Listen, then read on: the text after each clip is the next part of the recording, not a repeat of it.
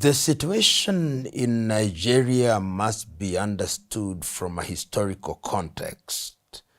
And that history gives you a Nigeria which, when the North and the South came together, there was what could be described as the Muslim North, and for want of a better term, the Christian South, or largely Christian South. But remember, there are also other African religions, but that is the preferred definition. With the consequence that Nigeria has always had tension of one kind or another, the tension that led to the civil war in Biafra, which was not founded on Christianity at all, and of course the many coups d'etats that saw at that time in the 1960 of the killing of people like Ahmadu Bello from the north, and the imposition of the military administration. But to come to more recent history is that there are elements within Nigeria in the north, and this came to the fore in the year 2009 with the formation of what is now popularly known as Boko Haram by Yusuf Mahmoud.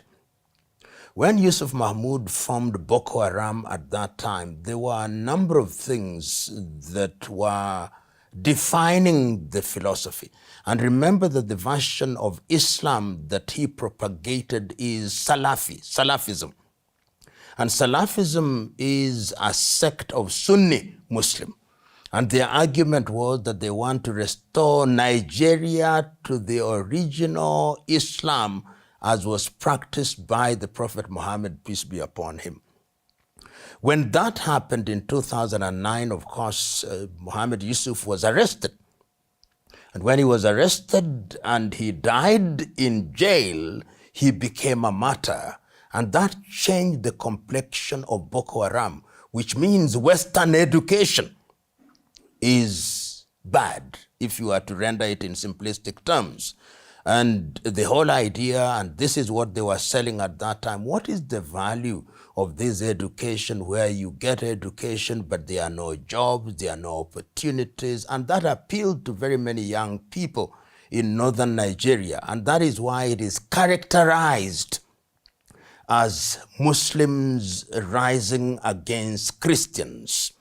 When Mahmoud Yusuf died in prison and Abu Bakr Shekau then became the leader of Boko Haram, there were then quite a number of splits within the Boko Haram that we knew, with allegiance being declared to Al-Qaeda in Iraq and in Syria.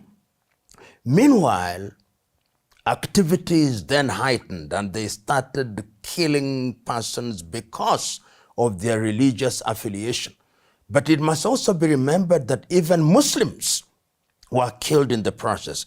But the declaration was that we want to Islamize not only the northern part of Nigeria, but the entire Nigeria and introduce Sharia law. But these activities were not confined to Nigeria. It was along the Chad basin, so that Chad was affected, Niger was affected, and even Cameroon was affected. But of course, the theater of action is Nigeria.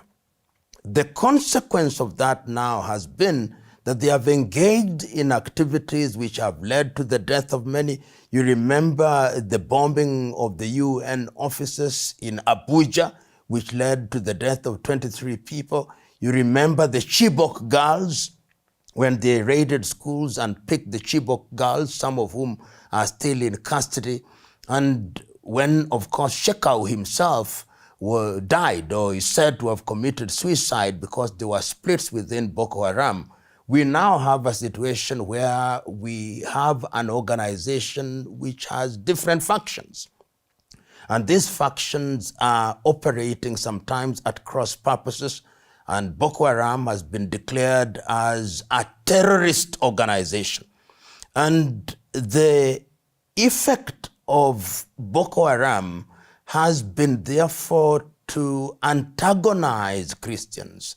And we know that Christian clergy have been targeted. We know that churches have been targeted, and you've now created an environment that depicts these particular activities as targeting Christians. And indeed, there are Christians who have now come out and say that we are going to organize ourselves in order to resist this. But that must be contradistinguished with certain sober voices within Islam in Nigeria who say that this is a terrorist organization, should be seen as such, and we should therefore not condemn the entire Islam.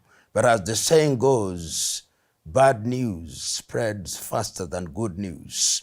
So what do we have in the popular media? Muslims or Muslim organizations are killing Christians. What is the reaction from different people? Let us resist them. Let us resist what has been described in different quarters as the Arabization and Islamization of Africa. And this is the context in which we now find Nigeria being a point of reference from no lesser space than the United States of America. The United States of America, through the President Donald Trump, is saying, if Nigeria cannot protect Christians, we are going to move in viciously, and we are going to do so to protect Christians. And I think Trump is being advised that the Nigerian government is working softly on this issue because President Bola Ahmed Tinubu is a Muslim, because Vice President Shetima is also a Muslim, and that if it were different, they would behave differently. But from where I sit, that is not necessarily the case. And these are individuals who are known to me. My own view is that you are dealing with an organization which is out of control, which is engaged in unconventional warfare, and is not going to be easy to defeat them, because they are not your regular army wearing army uniform. They are not arranged and organized in battalions and brigades. They could be somebody who is walking in the street and propagating their agenda. They hit when you don't expect, and they hit what you don't expect. Even when you say you are going to bomb them, who are you going to bomb? Where? In which location are they crowded that you'll bomb them and finish them? These are the questions must be called into question. And you can see and hear the reaction of President Bola Ahmed Tinubu, and by extension the Nigerian government. They reacted by saying they welcome the United States of America to help them fight Boko Haram. That is the situation as it is. What is happening diplomatically, we may not know. But you've seen a world where there is a new hegemon who believes they are going to fight for Christianity anywhere and everywhere. That is the situation as it is now.